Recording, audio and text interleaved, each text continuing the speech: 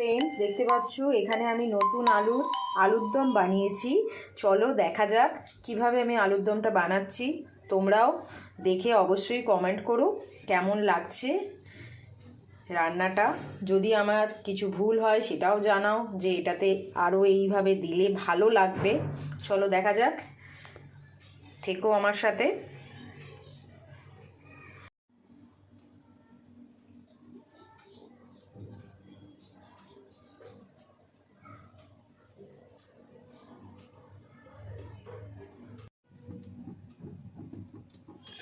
আলু সেদ্ধ করে নিয়েছি, ধনেপাতা কুচি নিয়েছি, লঙ্কা কুচি নিয়েছি, লঙ্কা কেটে নিয়েছি, এখানে পোস্ত আর কাজু নিয়েছি। চালমগজটা দিইনি, তার কারণ চালমগজটা খেলে প্রচণ্ড পেট ভারী হয়, তাই চালমগজ নিয়ে নিই। কড়াইশুঁটি ছাড়িয়ে রেখেছি। এইবার আমি কড়াইয়ে গোটা গরম মশলা ফোড়ন দেব।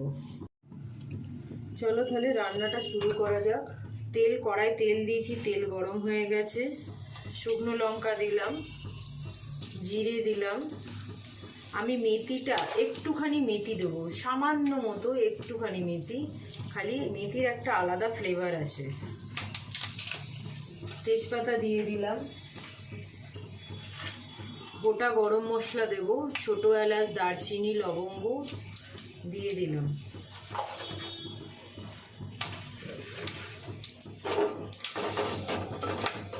আমার রান্নায় তেল অনেক কম থাকে, দেখতে পাচ্ছ, খুব বেশি তেল আমি দিইনি। রাতের তরকারি যেহেতু, আমি এগুলো সবই কম কম দিচ্ছি, কিন্তু জিনিসটা খেতে হবে। আদা আর লঙ্কা, না এটা শুধু আদার পেস্ট আছে, আদা কেটে রেখেছি। তেলের মধ্যেই একটুখানি হিং দিয়ে দিলাম। এবার দুটোকে ভাজা ভাজা হবে। আদা বেশ ভালো ভাজা ভাজা হয়ে গেছে, তাই আমি এবার টমেটোগুলো দিয়ে দিলাম।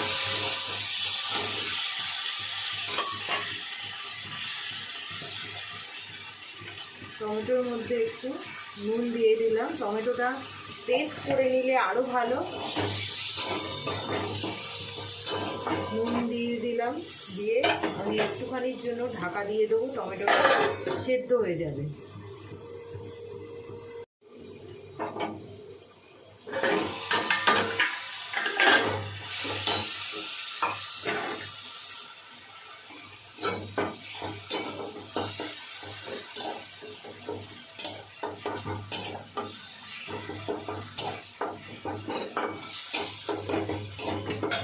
টমেটো আমার সেদ্ধ হয়ে গেছে। এখানে আমি পোস্ত আর কাজু পিষে রেখেছি, সেটা আর এর সাথে লঙ্কা দেওয়া আছে। এর মধ্যে পরিমাণ মতো হলুদ দিয়ে দিলাম।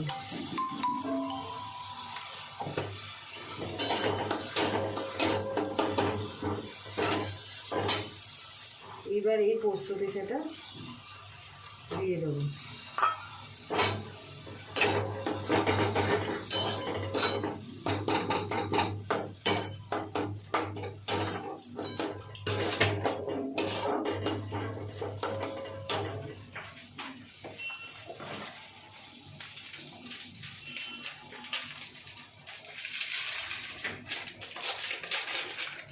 একটুখানি জিরে গুঁড়ো দিয়ে দিলাম।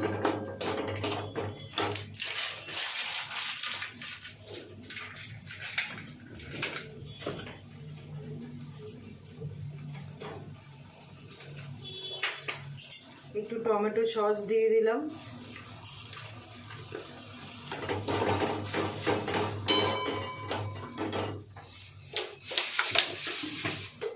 খুব সামান্য একটুখানি একদম চিনি দিলাম।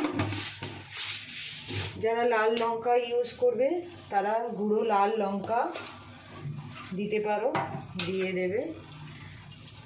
আমার ঘরে গুঁড়ো লাল লঙ্কা ইউজ করা হয় না।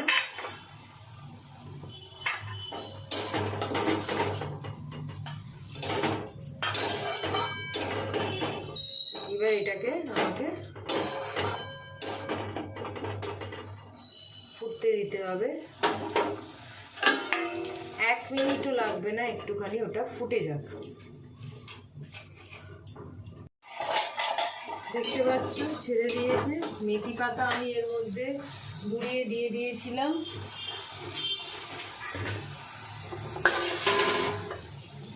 মেথি পাতাটা দিলে আলাদা ফ্লেভার আসে, তার জন্য মেথি পাতা দিয়েছি। যারা লঙ্কা ইউজ করবে তাহলে কালার আসবে, আমি এতে কোনো রকম লঙ্কা ইউজ করিনি, তাই সেইভাবে লাল রঙটা হবে না। দেখো কড়ার গায়ে আর মশলা যখন লাগছে না, তাই এটা আর হবে না মশলা, তার মানে আমার কষা হয়ে গেছে। এবার দেখো ভেজে রাখা আলু দিয়ে দিলাম।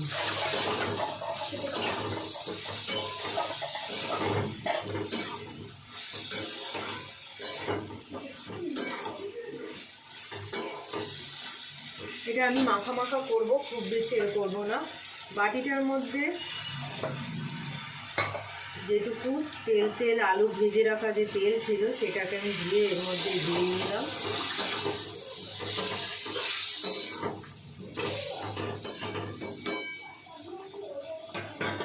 আমার জল আগে থেকেই গরম করে রেখে দিয়েছিলাম, তার জন্য জল দেওয়া মাত্রই সঙ্গে সঙ্গে ফুটতে শুরু করে দিল। তরকারিতে গরম জলটা ইউজ করলে খুব ভালো।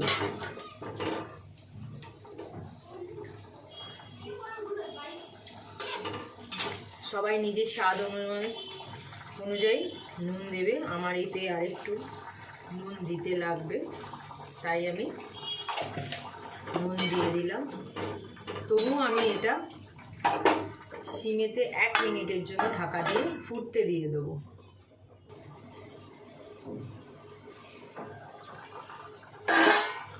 দেখো তরকারি আমার ফুটে গেছে। এবার আমি শাহি গরম মশলা এতে নামাবার আগে, তরকারি নামাবার আগে আমি একটু গরম মশলা দিয়ে দিলাম।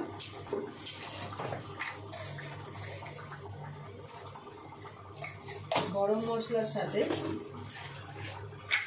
তরকারিতে আমি একটু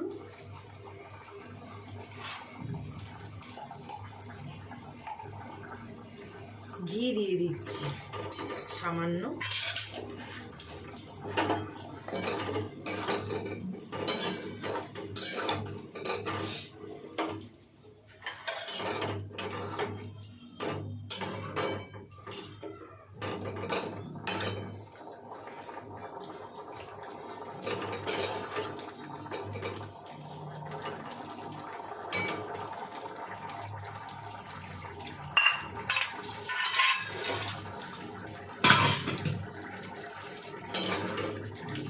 তরকারি আমার রেডি।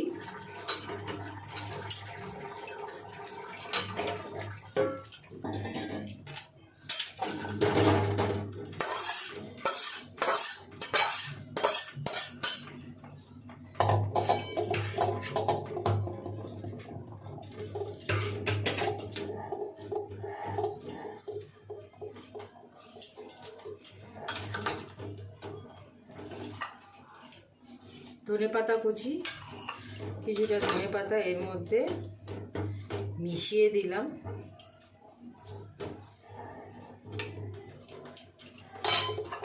আর কিছুটা ধনেপাতা ওপর থেকে আমি গার্নিশের জন্য সাজিয়ে দিলাম। যেটা ভিতরে দিয়ে দিলাম ওটা গরমের মধ্যে ধনেপাতার ফ্লেভার এনে দেবে।